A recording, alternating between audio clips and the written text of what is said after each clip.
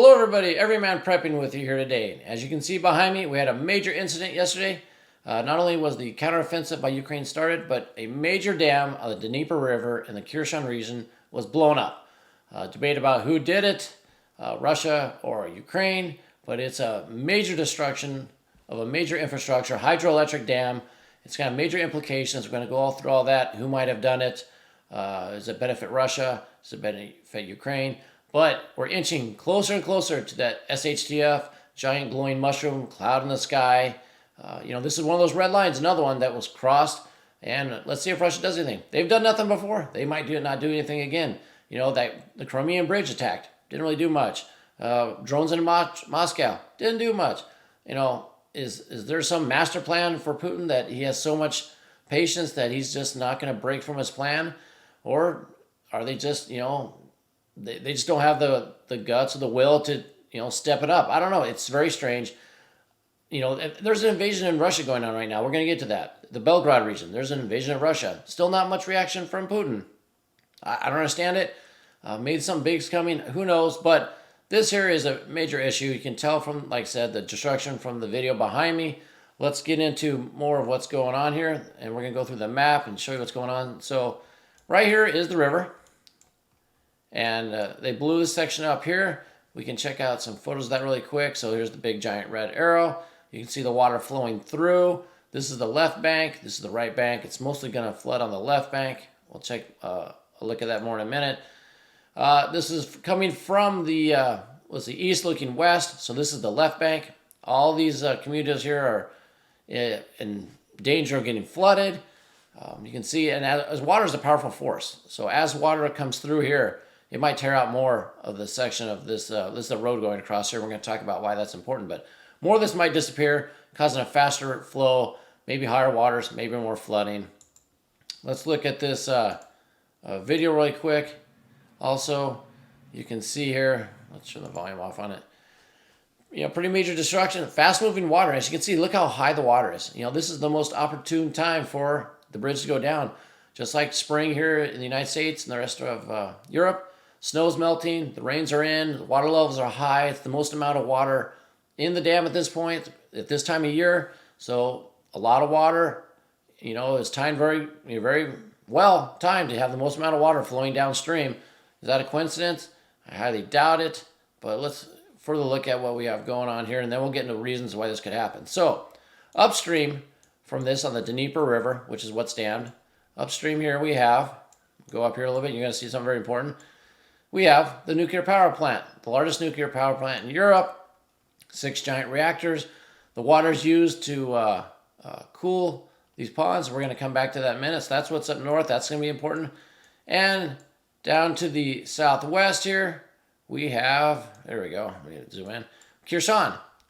So Kherson's on the right bank. As you can see from the green on this map, this is the floodplain. So this is where the water is going to go. It's going to come this way, go down south.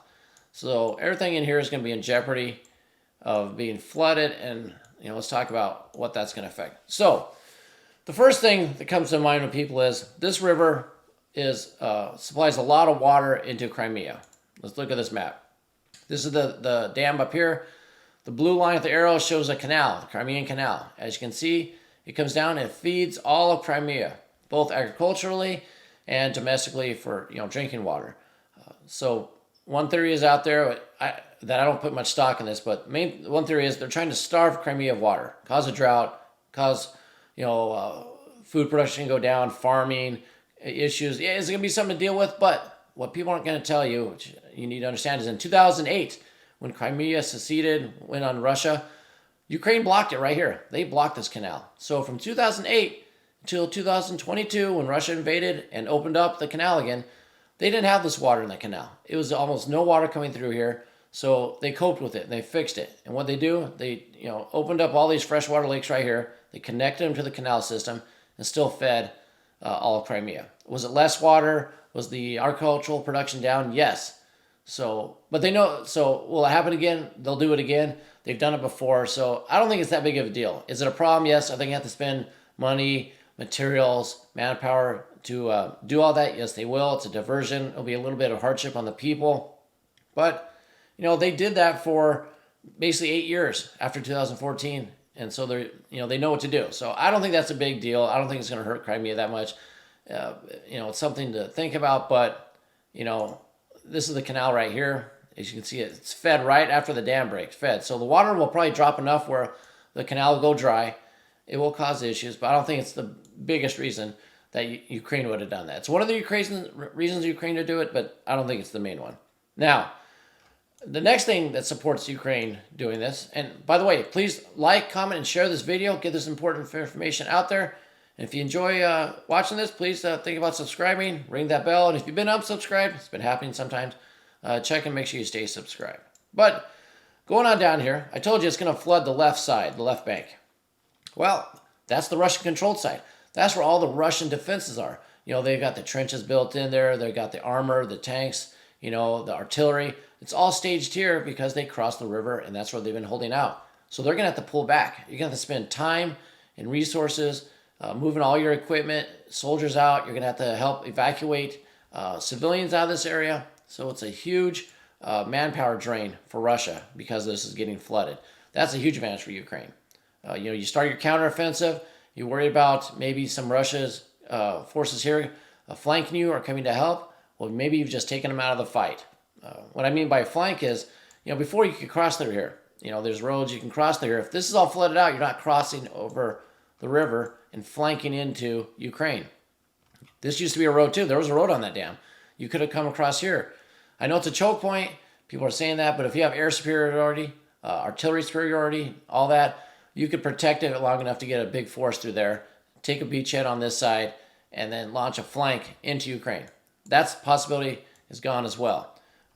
If Ukraine is worried about Russia coming across here and coming to the west and taking Odessa by land, kind of stops that. It's going to have to be a naval landing of Odessa if they want to take it.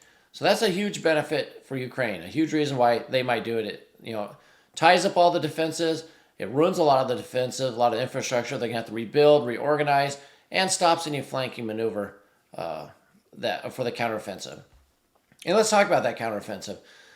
Some say it was a huge failure. Ukraine lost a ton of manpower. People were saying Leopard tanks. That's been debunked. There was no Leopard tanks there.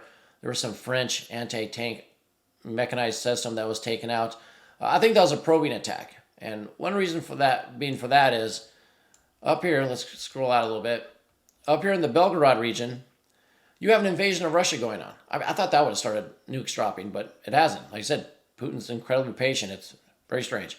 But what do you think is going down in the comment? Why hasn't Russia reacted more? Why haven't they done more? Will they do more after this dam goes down? What do you think? Do they go tactical at this point? Tactical nukes? Who knows? But there's an invasion going on up here in Belgorod. There is Russian freedom fighters supported by NATO. Looks like American equipment also. Ukrainians, and they're holding checkpoints along here. They're holding some checkpoints in this area right here. They're taking land. The Russians haven't been able to kick them out. So if Russians can't kick them out of there, or they're letting them stay there, if they just don't have the manpower to do it, then I don't see this counteroffensive as being a failure that they said happened in the Dnieper area. So I think it was more of a probing attack, and that leads to my next advantage of taking this dam out. So you reduce the water level throughout this region. Well, maybe you're trying to come across this river area in Zaporizhia.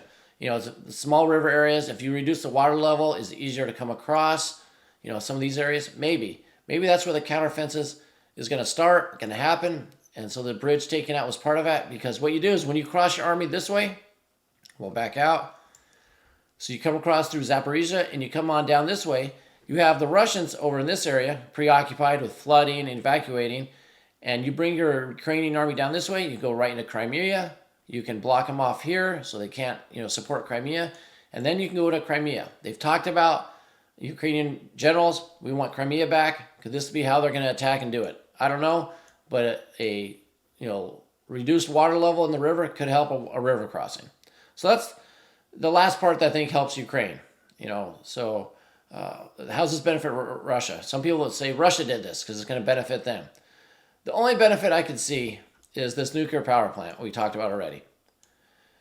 By reducing the water level, can Russia say, and blame Russia, basically false flag it, do it, and say, look, Ukraine's trying to cause a nuclear incident, radiation exposure event.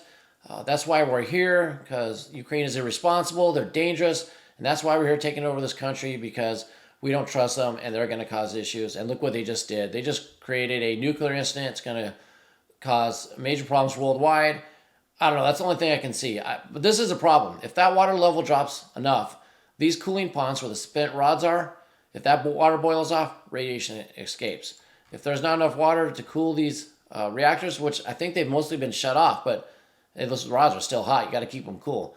If there's not enough water to do that, it could cause an issue. I don't think that really supports Ukraine or Russia. Yes, Ukraine could, blame Russia and say they did this, but that's a radiation, incident is a huge issue. I think that's just a risk that either side is willing to take in their agenda, mainly the Ukrainians. So we got to keep our eye on this. We'll see how the water levels drop throughout the day.